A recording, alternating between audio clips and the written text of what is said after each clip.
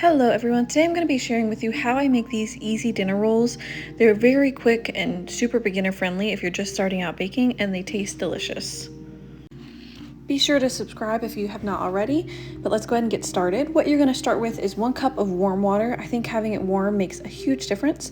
And then you're going to add 1 packet of active yeast. I do the rapid rise, but you can really do any of the yeast. And then you watch me struggle trying to open it.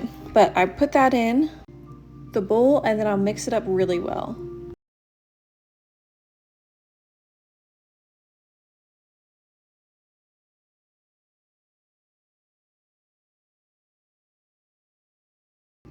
Next, you're going to add a 1/4 cup of sugar to your active yeast mix. And what this is going to do is it's going to activate the yeast so that way it starts bubbling.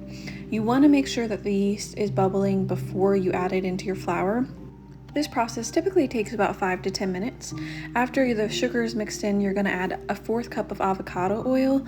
Typically, I use avocado oil. I did not have it on hand, so just use olive oil for today's recipe, and that works just as well. So you're going to want to stir this in thoroughly. I made a bit of a mistake here. I accidentally added the 1 teaspoon of salt to this mixture.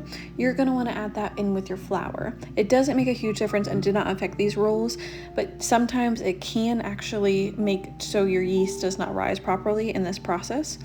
So just heed my warning and don't add the salt until you add the flour into the dough. But if you do, it's not the end of the world.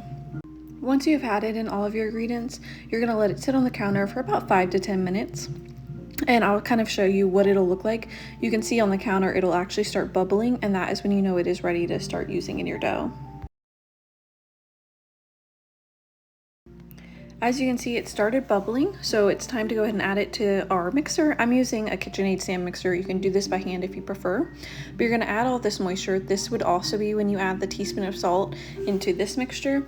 And then you're gonna add 2.5 cups of flour. I use bread flour, but it is honestly up to you, whatever type of flour you wanna use for this recipe. Your rolls will still come out tasting delicious, so it does not matter, and it is totally your preference. I usually slowly add in my flour. I have my KitchenAid stand mixer on a 3 at the time of this recording this, and I'll slowly add in a 1/2 cup until I reach 2.5 cups into the mix.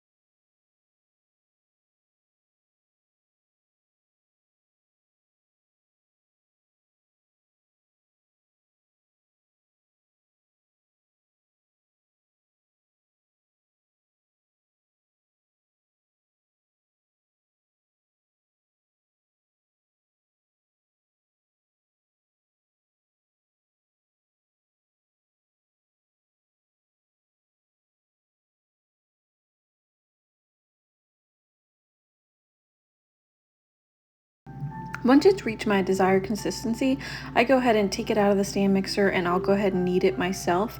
Don't be alarmed, it is going to be sticky. That is completely fine.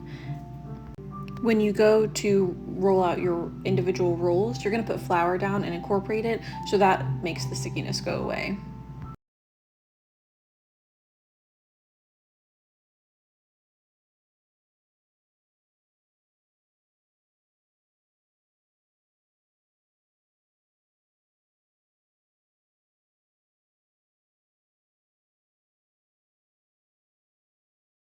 You will want to knead it into a ball, and then I like to typically place it in a warm area for about an hour, and you're going to want it to double in size. Once it's doubled in size, you're going to go ahead and take butter, and I just take a stick of butter and just rub it all around my 9x13 pan, and that coats it, and I'll set that aside and I'll start rolling out my dough.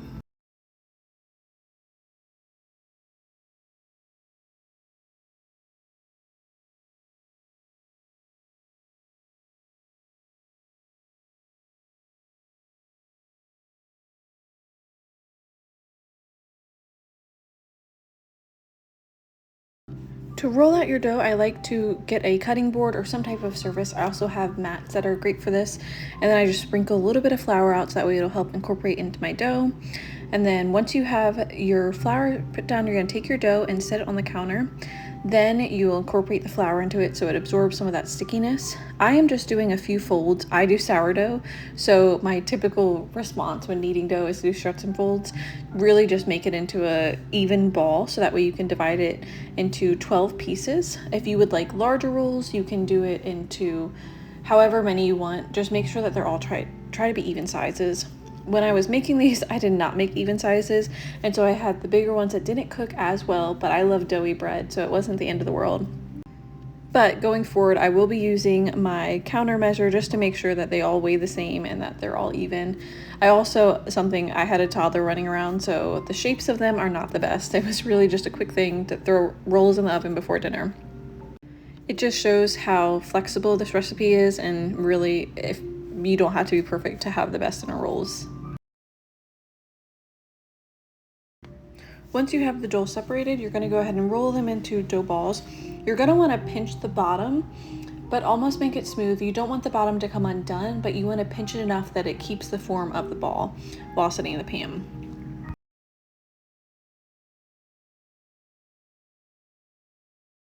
Here is where you're able to see my size of the rolls are not even, but they ended up being fine and they tasted great. So it's not the end of the world, but for my OCD, it would have been nice if they were all the same size. Once you have all of your rolls rolled out and into the pan, you're going to take and cover it with a towel in a warm, bright place for about another hour. You're going to want the rolls to almost double in size again or be touching each other. Then you're going to want to cook them at 400 degrees for 15 minutes or until they're golden brown on the top.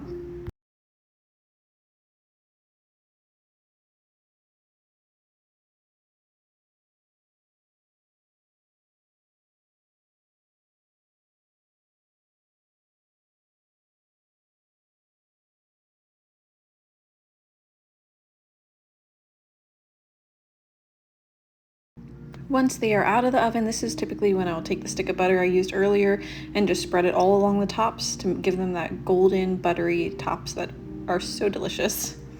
And that is all to the recipe. It's very easy. It takes no time at all. It's a quick dinner recipe. So if you have any questions, leave them in the comment section below and I'd love to answer them.